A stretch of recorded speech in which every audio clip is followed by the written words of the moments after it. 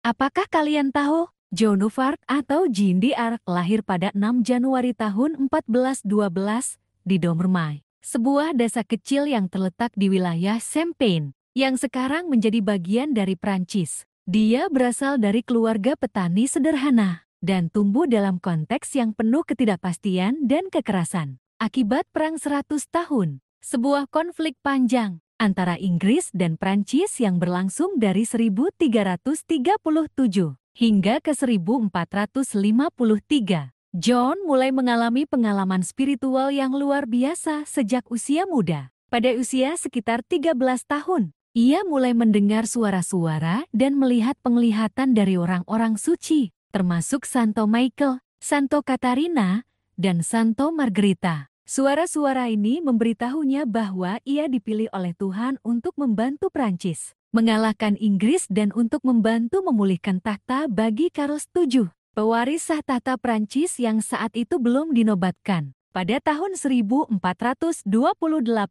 kondisi di Prancis semakin buruk dengan hampir seluruh negeri dikuasai oleh Inggris dan sekutunya, Burgundia. John merasa bahwa inilah saatnya untuk mengambil tindakan, dan ia mulai melakukan perjalanan ke kota Vaucouleurs, tempat dia meyakinkan sebuah kelompok pejabat militer agar dia bisa bertemu dengan Charles VII. Pada awalnya, banyak yang meragukan klaimnya karena dia hanyalah seorang gadis muda dari pedesaan, tanpa pelatihan militer atau status sosial yang signifikan. Namun, setelah beberapa kali usaha dan pertemuan, pada tahun 1429, John akhirnya diizinkan bertemu dengan Charles VII, yang saat itu bersembunyi di kota Chinon. Dalam pertemuan itu, John meyakinkan Charles bahwa dia benar-benar menerima pesan ilahi dan bahwa dia dipilih untuk membantu Prancis dalam perjuangannya. John menuntut agar dia diberikan pasukan untuk memimpin serangan ke kota Orleans, yang pada saat itu dikepung oleh pasukan Inggris. Kepemimpinannya di pengepungan Orleans. Pada April tahun 1429, John mulai memimpin pasukan Prancis dalam pengepungan Orleans. Meskipun usianya masih muda dan tanpa pengalaman militer sebelumnya, John menginspirasi pasukannya dengan semangat dan keyakinannya yang mendalam. Keberanian dan kepemimpinannya yang tak kenal takut berhasil memotivasi pasukan Prancis untuk menyerang dengan lebih giat. Setelah beberapa minggu pertempuran, pada 8 Mei tahun 1429, Orleans akhirnya dibebaskan dari pengepungan Inggris, yang merupakan kemenangan besar bagi pasukan Prancis dan sangat penting secara psikologis. Keberhasilan ini memperkuat posisi Charles VII dan membantu memperkuat keyakinan rakyat Prancis bahwa John adalah pemimpin yang dipilih oleh Tuhan. Setelah kemenangan di Orleans, John melanjutkan perjalanan dengan pasukannya menuju kota Reims, tempat di mana raja-raja Prancis biasanya dimahkotai. Pada Juli tahun 1429, Charles VII akhirnya dinobatkan sebagai raja di Reims, dengan John hadir di sampingnya.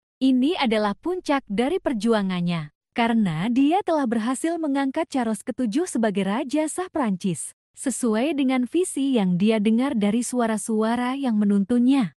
Meskipun telah memperoleh kemenangan besar, nasib John berubah buruk setelah peristiwa tersebut. Pada 1430, Prancis mulai mengalami kekalahan kembali, dan John ditangkap oleh pasukan Burgundia, sekutu Inggris. Setelah pertempuran di Compiègne, dia kemudian dijual kepada pihak Inggris, yang ingin menghancurkan citra John sebagai pahlawan dan simbol perjuangan Prancis.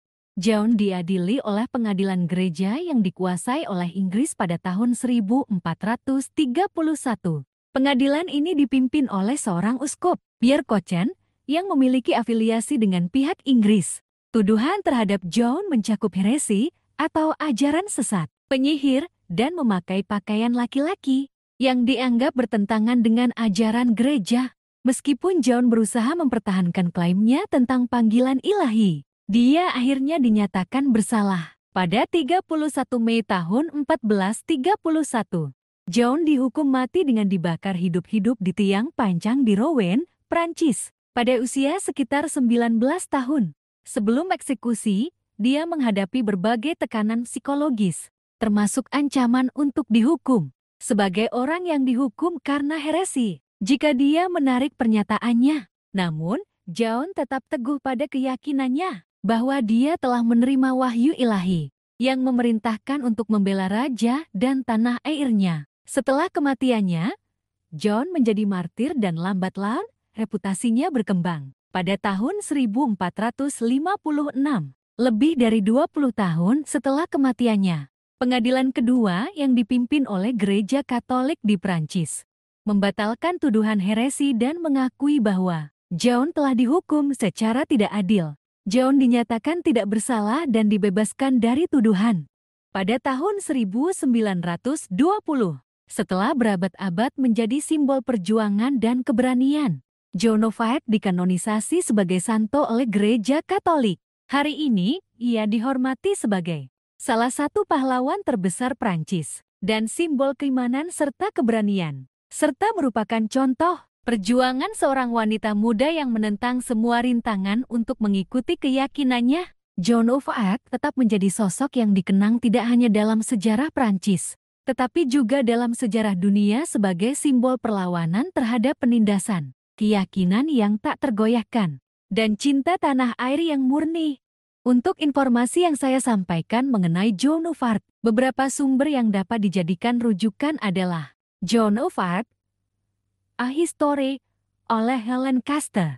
Buku ini memberikan pandangan yang mendalam tentang kehidupan Joan dari perspektif sejarah dan sosial pada masa itu, serta menggali pengaruhnya terhadap sejarah Prancis dan Eropa.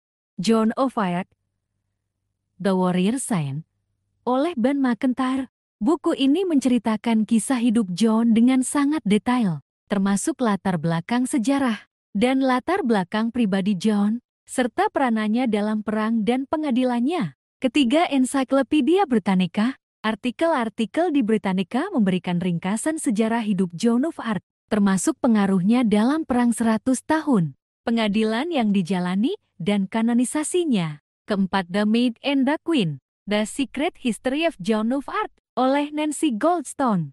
Buku ini menggali lebih dalam tentang kehidupan Joan dan pengaruh hubungan antara keluarga dan individu yang ada di sekitarnya, serta peranannya dalam sejarah Prancis. Kelima, Vatican and the Catholic Church Records. Banyak informasi tentang Joan of Arc juga dapat ditemukan dalam arsip Gereja Katolik, terutama terkait dengan rehabilitasi dan kanonisasinya. Jika Anda tertarik untuk mempelajari lebih lanjut, saya sangat merekomendasikan buku-buku ini, atau mengeksplorasi artikel-artikel akademis dan ensiklopedia yang tersedia. Terima kasih telah mendengarkan kisah Joan of Arc. Semoga hidup kalian menyenangkan. Sampai jumpa di video selanjutnya.